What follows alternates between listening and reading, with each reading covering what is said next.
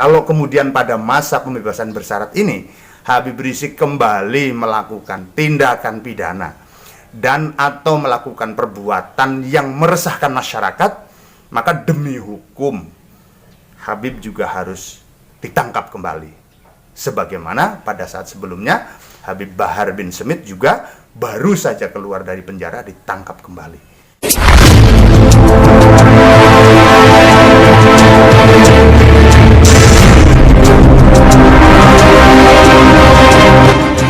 Assalamualaikum warahmatullahi wabarakatuh. Salam sejahtera, salam kebajikan, Om Swastiastu, Namo Buddhaya, Rahayu untuk kita semua.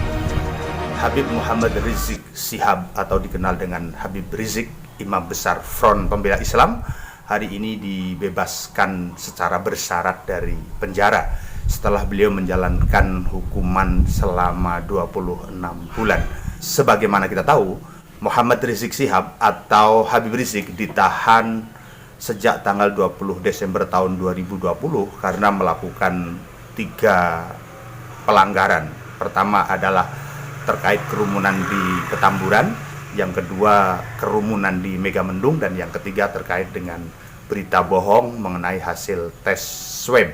Saat itu kita ingat betul bagaimana kepulangan imam besar FPI yang begitu dirindu-rindukan dari tanah suci Mekah kemudian menjerat Habib Rizik ini dengan serangkaian tindak pidana.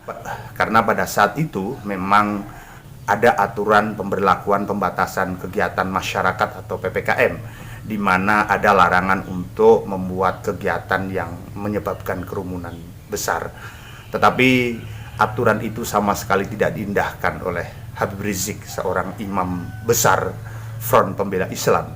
Bahkan kepulangan beliau sejak dari bandara sampai dengan ke Petamburan, kemudian ke Megamendung, justru menjadi ajang konsolidasi. Karena saya ingat betul waktu itu bagaimana di grup-grup WhatsApp beredar undangan untuk menyambut kedatangan beliau dari Tanah Suci. Bahasa mereka sesungguhnya menyambut kepulangan beliau usai melarikan diri karena banyak kasus hukum yang menjerat beliau di Indonesia. Dan betul, kepulangan Habib Rizik ini disambut dengan gegap gempita oleh segenap pendukungnya, sehingga terjadi kerumunan yang luar biasa besar.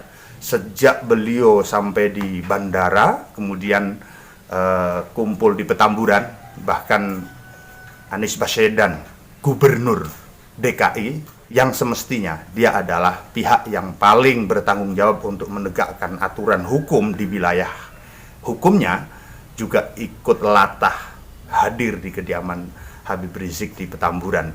Dan setelah itu kemudian terjadi kembali kegiatan besar di Megamendung, dan tentu sudah menjadi stylenya Habib Rizik.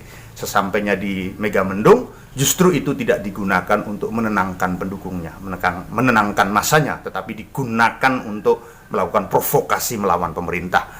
Dan ujungnya, karena memang ada kewajiban setiap warga negara yang baru bepergian atau pulang dari luar negeri untuk melakukan uji swab, beliau diswab di rumah sakit Umi, dan ternyata hasil swabnya yang sesungguhnya itu positif. Dengan gagah dia mengatakan hasil swabnya negatif. Atas 3 hal ini, pertama kerumunan di Petamburan, yang kedua kerumunan di Megamendung, dan yang ketiga menebarkan berita bohong mengenai hasil uji swab, beliau dijerat dengan hukum. Untuk kasus kerumunan di Megamendung, Habib Rizik divonis bersalah dan harus menjalani pidana hukuman kurungan 5 bulan plus denda sebanyak 20 juta rupiah. Adapun untuk kasus kerumunan di Petamburan, beliau divonis bersalah dan harus menjalani hukuman selama 8 bulan. Jadi 5 bulan dan 8 bulan. Untuk 2 kasus terkait dengan kerumunan, 13 bulan. Kemudian terkait dengan penyebaran berita bohong terkait hasil uji swab di Rumah Sakit Umi, beliau dinyatakan bersalah dan divonis untuk menjalankan hukuman 4 tahun penjara. Kemudian kasasi dan Mahkamah Agung memotong hukuman beliau menjadi 2 tahun penjara. Artinya keseluruhan hukuman Habib Rizik adalah 13 bulan plus 2 tahun. atau 3 tahun 2 bulan. Nah, karena beliau sudah menjalani hukuman sekurang-kurangnya 2/3 dari masa hukumannya atau 26 bulan dari 39 bulan yang harus dijalani, maka beliau berhak untuk mengajukan pembebasan bersyarat. Dan selama di dalam penjara, Habib Rizik menunjukkan sikap yang kooperatif, baik dan bekerja sama, sehingga pengajuan pembebasan bersyaratnya pun disetujui oleh Kementerian Hukum dan Hak Asasi Manusia. Pembebasan bersyarat, ingat, bebas tapi ada syaratnya. Syaratnya apa? Tidak mengulangi perbuatan pidana. Yang kedua, tidak membuat keresahan, tidak melanggar hukum, tidak membuat keresahan. Kalau kemudian pada masa pembebasan bersyarat ini Habib Rizik kembali melakukan tindakan pidana dan atau melakukan perbuatan yang meresahkan masyarakat, maka demi hukum Habib juga harus ditangkap kembali. Sebagaimana pada saat sebelumnya Habib Bahar bin Smith juga baru saja keluar dari penjara ditangkap kembali. Keluarnya Habib Rizik ini sangat berpotensi untuk, sekali lagi, sangat berpotensi untuk kembali menimbulkan keresahan. Karena beberapa waktu yang lalu, kelompok yang diidentifikasi sebagai pendukung Anies Baswedan baru saja mendeklarasikan gerakan anti-Islamofobia di Indonesia. Mereka menganggap bahwa di Indonesia ini ada gerakan Islamofobia. Apa itu Islamofobia? Dari dua kata, Islamo dan fobia. Islamo itu adalah Islam, fobia adalah ketakutan, kekhawatiran yang berlebih terhadap Islam.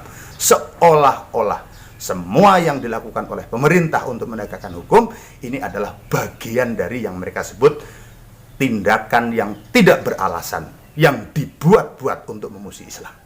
Ini tentu kalimat yang salah penggunaannya. Dan kita ingatlah, mereka yang selama ini meneriakkan Islamofobia itu orang-orang yang tidak berislam secara baik dan benar. Mereka berislam sesuai dengan isi kepala mereka, tidak berislam menurut ketentuan Al-Quran, Al-Hadis, Al-Ijma' dan Qiyas. Apalagi beberapa waktu yang lalu, yang tegas melontarkan isu Islamofobia itu bukan seorang muslim sama sekali. Bukan seorang aktivis gerakan Islam, bukan seorang pembela Islam, tetapi orang yang ngomongnya asal ngomong. Siapa? Bung Rocky Gerung.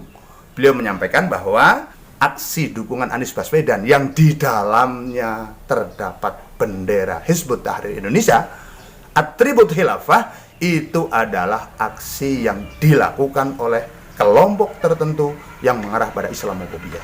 Seolah-olah Anies itu Islam yang harus ditakuti, yang harus diwaspadai, yang harus dimusuhi. Dan bahkan Rocky Gerung yang sama sekali bukan aktivis gerakan Islam, bukan seorang, mohon maaf, bukan seorang aktivis muslim, beliau mengatakan pelakunya adalah Ganjaris. Ini kan nggak beralasan, alasan yang dibuat-buat. Jangan-jangan isu Islamofobia ini adalah isu yang sengaja dibuat untuk membuat perlawanan terbuka terhadap pemerintah. Jangan-jangan isu Islamofobia yang dilontarkan oleh mereka adalah isu yang disiapkan untuk melakukan perlawanan terbuka terhadap pemerintah, agar pemerintah tidak melakukan apapun. Dan kepulangan Habib Rizik ini bisa jadi, kalau beliau lepas kontrol, beliau nanti akan kembali seperti waktu-waktu yang lalu, ikut terhadap arus ini, seolah-olah penegakan hukum yang dilakukan oleh pemerintah, yang itu pelakunya, pelanggarnya, kebetulan adalah seorang muslim, atau seorang habib, atau seorang ustadz, adalah bagian dari gerakan Islamofobia. Ini ngeri. Hukum kemudian tidak ditegakkan karena dianggap sebagai perangkat alat Islamofobia untuk menghilangkan Islam. Ini ngawur. Untuk para kelompok Islamofobia, sampean semua itu mbok ngacangi loh. Kalau memang di Indonesia ini pemerintah melakukan Islamofobia, mana mungkin presidennya muslim, wapresnya muslim, para menterinya muslim sebagian besar, direktur BUMN-nya muslim, gubernur, bupati, camat, lurah, RT sebagian besar adalah muslim. Bagaimana mungkin kemudian pemerintah melakukan tindakan yang mengarah pada Islamofobia? Kalau kemudian ada Islamofobia, Bagaimana mungkin ormas Islam seperti Nahdlatul Ulama, Muhammadiyah, Wasiliyah, Nahdlatul Wathon, dan ormas-ormas besar Islam lain bisa bebas bergerak melakukan kegiatan apa saja tanpa ada gangguan dari pemerintah. Bahkan pemerintah di hampir seluruh wilayah memberikan bantuan kepada mereka untuk operasional organisasi.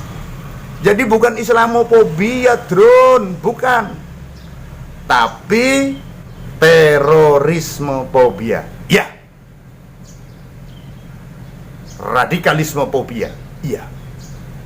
Ormas radikal fobia. Iya. Anti NKRI fobia. Iya. Nah, untuk itu tentu pesan kami untuk Habib Rizik dan pendukungnya, tahan diri.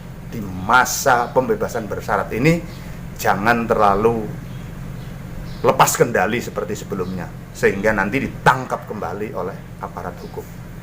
Tuduhan Islamofobia itu adalah isu-isu tidak bertanggung jawab, bagian dari politik identitas yang kelompok ini saat ini banyak berada di belakang Anies Rashid Baswedan.